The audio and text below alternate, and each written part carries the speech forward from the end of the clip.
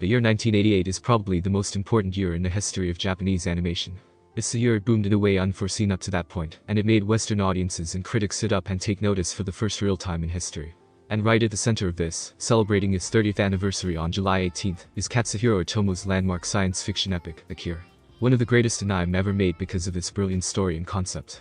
Set in a then-distant 2019, following Tokyo's forced rebuilding to the dystopian, military complex-controlled Neo-Tokyo, Akira explores themes of disaffected youth, corruption in government, rampant religious zealotry, nuclear energy-caused telekinesis, destruction, and rebirth. On July 16, 1988, Tokyo is engulfed in a massive explosion that obliterates the city, and starts World War III. In 2019, 31 years after the explosion, Tokyo gets rebuilt as Neo-Tokyo in order to recover. In August 2019, Shotaro Kaneda leads the Capsules, his Mzuku gang, to fight against the rival gang known as the Clowns. However, Kaneda's best friend, Tetsuo Shima, is injured when he almost crashes his motorcycle into Takashi, a small esper sprung from a secret government laboratory by a dissident underground revolutionary organization. Takashi is captured by armed soldiers, and Tetsuo is hospitalized. When Kaneda and his gang are interrogated, he encounters Kei, a member of the revolutionary group, and arranges her release, along with his own gang. Meanwhile, Colonel Shikishima and Dr. Onishi discover that Tetsuo possesses psychic capabilities similar to Akira, a young esper who caused Tokyo's destruction 31 years earlier. Kyuko, another esper, has visions of Neo-Tokyo's destruction, and the colonel tells Onishi to kill Tetsuo if he thinks the power may get out of control. Tetsuo flees from the hospital and meets up with his girlfriend, Kaori, and they steal Kaneda's motorcycle. When Tetsuo and Kaori are violently confronted by the Clowns, Kaneda and the Capsules save them both. Tetsuo begins to suffer a psychic migraine, and Dr. Onishi has Tetsuo sedated and taken back to the hospital, after conveniently finding him during his episode saving Kei from being eaten after a guerrilla attack. Kaneda is led to the rebels' headquarters, and cooperates with them after overhearing their plans to kidnap Tetsuo. Meanwhile, Takashi, Kyuko and Masaru, another esper, unsuccessfully attempt to kill Tetsuo. Tetsuo eventually goes on a violent rampage through the hospital, intent on killing the espers. Kaneda, Kei, and the colonel unsuccessfully try to stop Tetsuo's rampage. Discovering that Akira is in cryonic storage below Neo-Tokyo's new Olympic Stadium, Tetsuo flees. Kei and Kaneda are detained, but Kyuko, using Kei as a medium, explains that Tetsuo must be stopped, and facilitates the youth's escape, before taking the girl away to combat Tetsuo. Desperate to find Tetsuo, the colonel places Neo-Tokyo under martial law. Tetsuo confronts and kills Yamagata, a member of the Capsules. He then proceeds to destroy the city as he makes his way to the stadium, brutally dispatching the military forces who attempt to stand in his way. Upon learning of Yamagata's death from his friend Kai, Kaneda follows Tetsuo to the stadium, seeking revenge. When Tetsuo arrives at Akira's cryogenic containment unit, he defeats Kei and exhumes the Akira vault from the ground, but discovers all that is left of Akira are glass canisters filled with his remains, his body having been subjected to numerous scientific experiments. Kaneda confronts and unsuccessfully tries to defeat Tetsuo with an experimental laser rifle, while the colonel uses an orbital laser that severs Tetsuo's right arm. Tetsuo pulls the orbital weapon into the atmosphere, and synthesizes an artificial arm from the remains while studying Akira's organs. When Kaori arrives, Tetsuo's psychokinetic powers have begun to cause him immense pain. The colonel explains that the esper's migraine-controlling drugs administered to Tetsuo are to stun the evolution of uncontrollable abilities. Despite the colonel's pleas for Tetsuo to return to the hospital, Tetsuo nearly kills the colonel, but Kaneda confronts him. Unable to control his powers, Tetsuo's body begins to mutate into a giant mass, engulfing Kaneda and crushing Kaori to death. Espers awaken Akira, who had merely grown beyond the requirement of a coherent biological form. Manifesting himself from the canisters, Akira reunites with his friends. Akira uses his psychic powers to create a blinding ball of light that engulfs the city, which he uses to contain Tetsuo. As Akira confronts Tetsuo, the espers hurry to teleport the colonel to safety, and over Masaru and Kyuko's objections, Takashi jumps into the light to rescue Kaneda. The other espers join Takashi, deciding that it will take all three of them to save Kaneda, aware they likely will not be able to return. Kaneda experiences Tetsuo's and the espers' childhood memories, including how much Tetsuo trusted Kaneda as a friend, and how the children were first studied before Tokyo's destruction. The espers remove Kaneda from the destruction, and tell him that Akira will be taking Tetsuo to safety. Kyuko implies that Kei is beginning to develop her own psychic powers, and this is confirmed when Kei calls Kaneda out telepathically. Akira's psychic power destroys most of Neo-Tokyo, and after disappearing leaves a void that is quickly filled by the ocean. Dr. Onishi is killed when his research laboratory is crushed. Kaneda awakens to discover that Kei and Kai have survived, and they drive away into the city after absorbing Tetsuo's power orb. The colonel walks out of the tunnel that the espers teleported him to, and watches the sun rising over the destroyed city.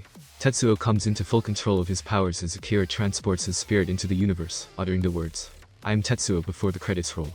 Tetsuo allows the power he has to go to his head almost immediately, and it's all the more terrifying that this godlike energy is utilized by a petty and envious teenager.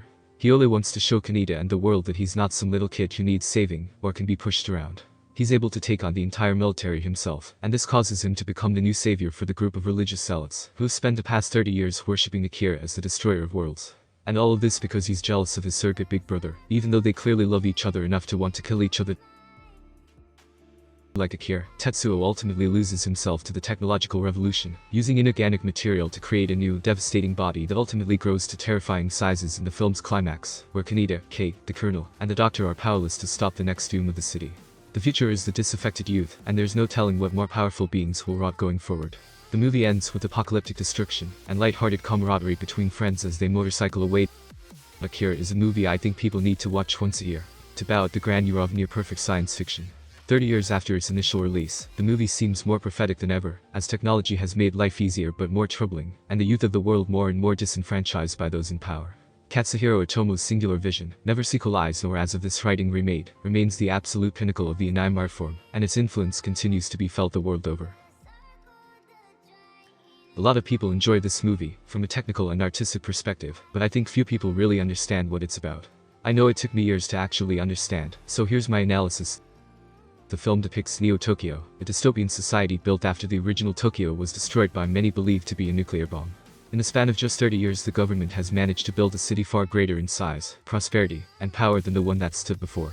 But, in spite of all the progress they've made, the people have taken it for granted, and grown selfish. The socio-economic gap has widened as the super wealthy at the top cling to their money, and those at the bottom are left to rot. Even the city officials are in a constant state of unrest, because each of them is strictly focused on their own self-interest. Riots grow rampant in the streets as citizens are less and less trusted by authority. Basically, the city itself has become a black hole, and is beginning to collapse in on itself. In the midst of this civil unrest, is a group of troubled teens, Kaneda, Tetsuo, and their friends. They've all been orphaned, and grown up used to getting into trouble with authority. The only place they've discovered kinship is in their biker gang. Kaneda is Tetsuo's oldest friend.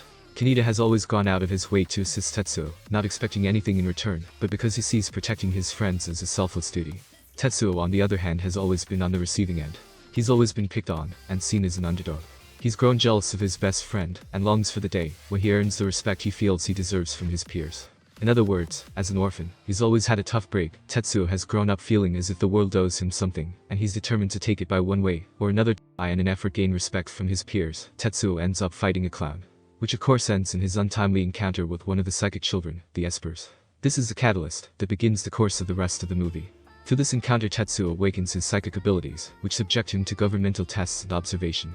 But it's almost immediately taken notice that there's something very different about Tetsuo's ability.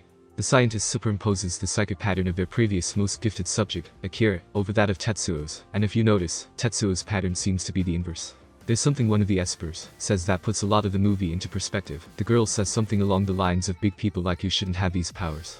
The Espers feel threatened by Tetsuo's ability, and the very thing they fear most about him is his selfishness. You see, since Tetsuo is an adult by their standards, Tetsuo is already well set in his ways. Unlike a child, he is impure and tainted by the world, so he lacks the capacity to use his powers for good, but only to fulfill his own self-interest. Thus, Tetsuo begins to become a walking human black hole. The energy of his spirit flows strictly inward, rather than outward. As Tetsuo's powers grow stronger, he becomes a threat to the city itself. He rampages with the sole intent of becoming more powerful. He believes the only way he can fulfill his ultimate desire is by finding Akira. In his search, he leaves a path of destruction. He gets more powerful and becomes more self-absorbed. Meanwhile, the government and his own best friend are out to put an end to his rampage. Due to the civil unrest, many feel that a great change is imminent in the city. The religious sects perceive the second coming of Akira is overdue. So when Tetsuo arrives, many falsely believe him to be the second coming of Akira. Akira is clearly the Christ figure of the film. When Akira reached a transcendent level of enlightenment, it manifested itself in the form of an outward explosion. While many see this as the destruction of the old city, the fact is, the prosperity which came about as a result was far greater than anything that had existed prior. Tetsuo seeks Akira, strictly for his own self-gain, and in his search he finds nothing. The time Tetsuo arrives at the Olympic Stadium, he has given up his search for Akira, concluding that he may or may not have ever even existed. The Espers, on the other hand, know that Tetsuo will bring about the return of Akira. At the stadium, Tetsuo finally begins to lose a grasp on his own ability, although unwilling to admit it. He begins to be afraid for the first time since getting his powers. He can't even bring himself to be close with the one thing he loves, Kaori, for fear that he might hurt her.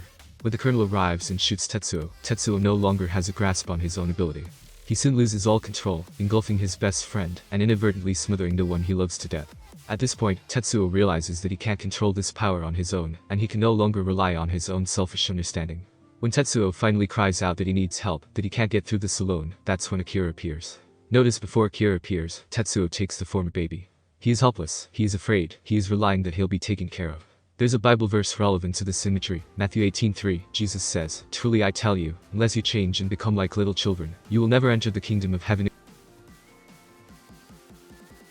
Akira engulfs Tetsuo and Kaneda in pure light. In an effort to save Kaneda, the Espers, stating that none of this is his fault, go in after him knowing they will not return. Within this light lies Tetsuo's consciousness. Kaneda watches Tetsuo's memories, and glimpses of Akira and the Espers play out right before his eyes, before he is telepathically warped from the impending destruction. The Esper assure him that Akira will take care of Tetsuo. In Akira's arrival, Tetsuo finally comes to terms with himself, and comes to understand and embrace all the components which make him who he is.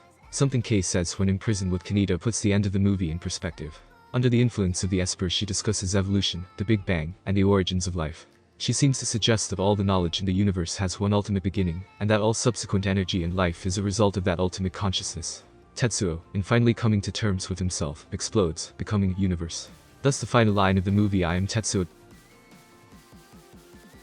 On a relevant side note, the Bible refers to God as the Great I Am. Also, this still is relevant in discussing the interplay between God, consciousness, and the origins of the universe. Anyway, this movie is chock full of theological allegory and such. To take the religious allegory a bit further, I think that Akira and Tetsuo are sort of a yin and yang, two sides of the same coin, God and the devil. Akira had been waiting for Tetsuo to emerge so that they could, together, create a new universe. It is definitely in my top 10 favorite anime of all time. What are your thoughts on this story? Did you find it interesting? Let me know your theories in the comments. Thank you for watching.